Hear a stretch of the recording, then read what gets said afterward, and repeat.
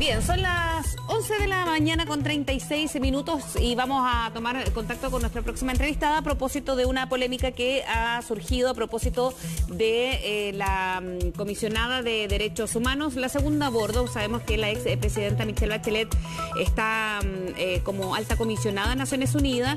Su representante llegó a un encuentro donde además fueron algunas autoridades de gobierno de nuestro país a defender la política migratoria del presidente Sebastián Piñera en nuestro país. Bueno, ha habido algunas diferencias al respecto y por eso vamos a tomar contacto a esta hora con Carolina Stefani, directora del Programa Interdisciplinario de Estudios Migratorios de la Universidad Alberto Hurtado. A esta hora, ¿cómo está?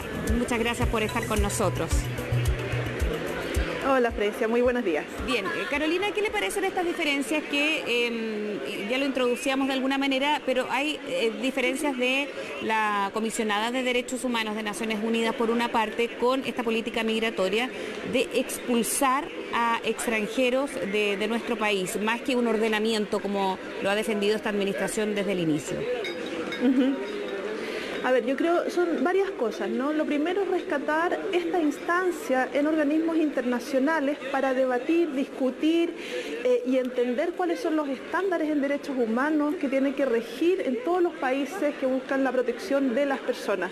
Estos sistemas internacionales son precisamente para proteger los derechos de todos los seres humanos, independiente de cualquier otra condición. Entonces, se establecen estas instancias donde las organizaciones sociales, donde distintos actores tienen la posibilidad de llevar a un organismo internacional ciertas demandas cuando no son suficientemente atendidas en el país, digamos, de origen, ¿no? Entonces, que haya diferencia es parte, digamos, de las reglas del juego. Por supuesto que puede haber diferencias. Lo importante es conocer cuáles son esos estándares internacionales en materia de protección de los derechos humanos de las personas. Y ahora, a su parecer, ¿cómo ha sido esta política de ordenamiento de migrantes en Chile, pero por otro lado profundamente estigmatizado, digo, y a través de la ciudadanía, porque se habla, por ejemplo, del agradecimiento que se dio a través del discurso de la segunda a bordo de Naciones Unidas en materia de derechos humanos, pero con algunas nacionalidades, por ejemplo, sobre todo los venezolanos que han llegado a Chile. Pero sabemos que la situación es distinta a través de visas y todos los ciudadanos haitianos que debieron dejar Chile o que lo hicieron de manera voluntaria, pero de todas maneras con una facilitación que no existió para con otros ciudadanos de otras nacionalidades. Sí. La verdad es que cuesta entender que el gobierno diga que no existen expulsiones masivas cuando fue la propia Corte Suprema que estableció, no sé si recuerdan el caso de los 62 haitianos que no dejaron ingresar al país, que estuvieron en el aeropuerto durante mucho tiempo y que los expulsaron después. Fue la propia Corte Suprema la que estableció que en ese caso sí se había producido una expulsión masiva.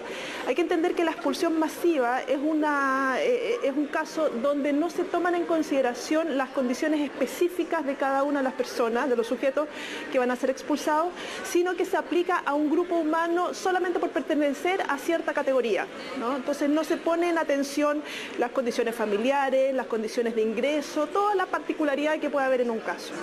¿Qué pasa con el descontrol, perdón Carolina, en este mismo sentido que podría haber existido con el tema migratorio en administraciones anteriores? Y no me refiero sobre todo por las irregularidades que marcó quizás la llegada de tantos ciudadanos haitianos, porque ahí hay otro tema para investigación, ¿no?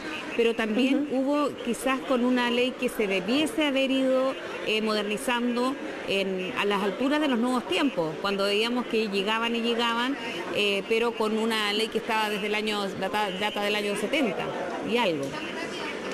Sí, ahí hay consenso absoluto que la ley actual que rige en el país no da cuenta de la demanda necesaria, digamos, para regular los flujos migratorios, los movimientos migratorios que llegan a Chile. O sea, ahí no hay dos lecturas, estamos todos de acuerdo en eso. Ahora, lo importante es que estas leyes se hagan de acuerdo a un estándar internacional de protección de derechos de las personas. Y ahí me parece que es donde están las principales diferencias de hasta dónde el Estado debe proteger o no debe proteger los derechos de los migrantes. Y en ese sentido, ¿hasta dónde estaría el límite, Carolina? Es que el límite no lo establecen los países, el límite es un estándar internacional y que precisamente son las sociedades las que han avanzado en poder establecer ese estándar, ¿no? Después de la Segunda Guerra Mundial, todo el mundo se dio cuenta de que es necesario proteger a las personas más allá de lo que los estados muchas veces hacen. Por eso son estos organismos internacionales y por eso la importancia de establecer estos estándares.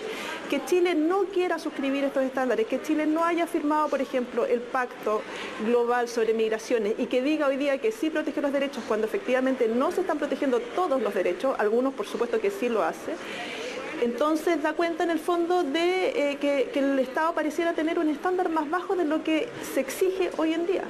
¿Respecto a qué?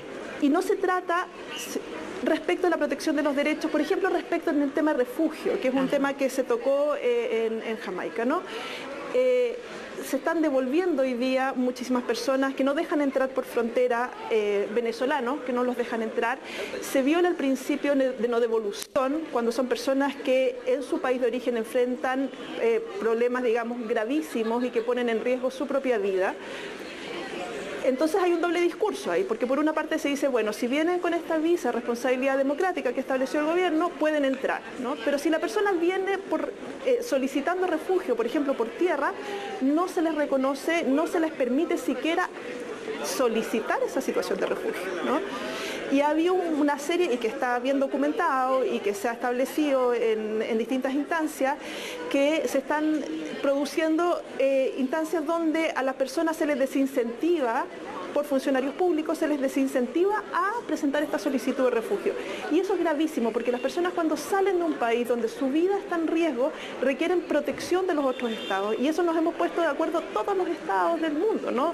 En poder favorecer esa protección de las personas. Eso, sobre todo en situaciones si Chile no cumple con esos estándares, es complejo.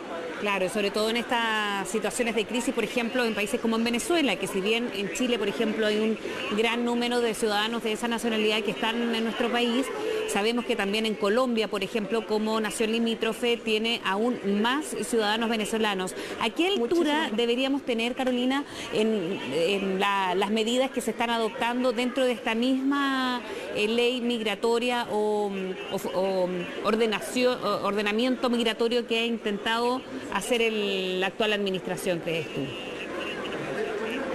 Es un principio muy básico. Aquí no se trata de que los migrantes, las personas que son migrantes tengan más derechos que la población chilena. Se trata que tengan exactamente el mismo tratamiento y los mismos derechos que cualquier chileno. Son personas que viven en nuestro territorio, son personas que trabajan en nuestro territorio, que aportan al país y en cuanto tal merecen toda la protección que el Estado pueda darle en las mismas condiciones que cualquier ciudadano chileno. Ni más ni menos. Y eso es lo que ha costado todavía entender por parte quizás de la autoridad o del Estado mismo, más allá de cualquier gobierno. Sí, y es lo que cuesta entender, o sea, las autoridades en un lugar, y las autoridades también tienen que entender que el discurso que ellos establecen es un discurso que después se reproduce muy rápido en el resto de la población.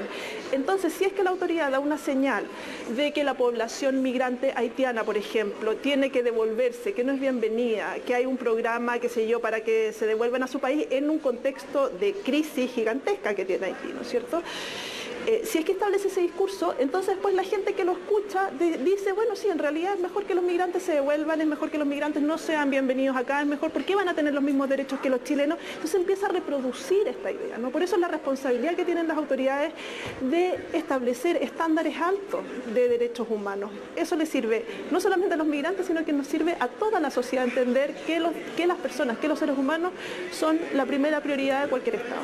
Perfecto, Carolina, muchísimas gracias por hablar con nosotros en CNN Chile. Que esté muy bien, buenos días. Muchas gracias. Chao. Bueno, vamos a seguir avanzando en otras informaciones que tienen que ver con las situaciones de Dobra Lucic. Recordemos que ella está siendo nominada a la Corte Suprema, pero ha debido enfrentar un sinfín de cuestionamientos.